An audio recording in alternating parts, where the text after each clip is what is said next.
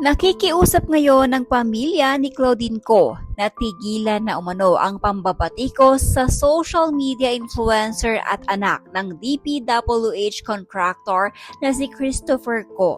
Dahil wala naman alam umano o kinalaman si Claudine sa nangyaring korupsyon sa DPWH. Ayon sa malapit kay Claudine ay kung ano man umano ang meron kay Claudine ngayon, yun ay dahil sa pagiging hardworking umano niya at hindi dahil sa tax ng Pilipinas.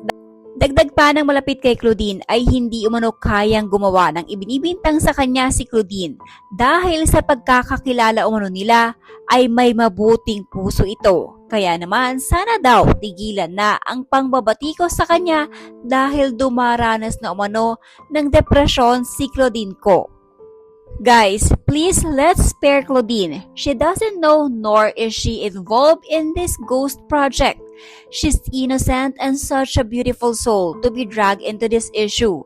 We get it, galit kayo kasi akala nyo tax money yung winawaldas niya. But no, she's a hardworking girl and I know that. Right now, Claudine is already suffering from anxiety and depression.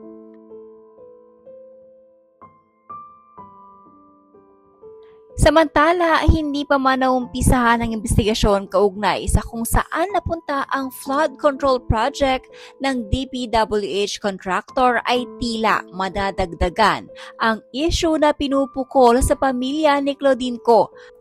Ito'y matapos na bumagsak ang stage na kagagawa pa lamang sa Albay na kung saan ang contractor ay walang iba kundi ang pagmamay-ari ng pamilya ni Claudine Ko.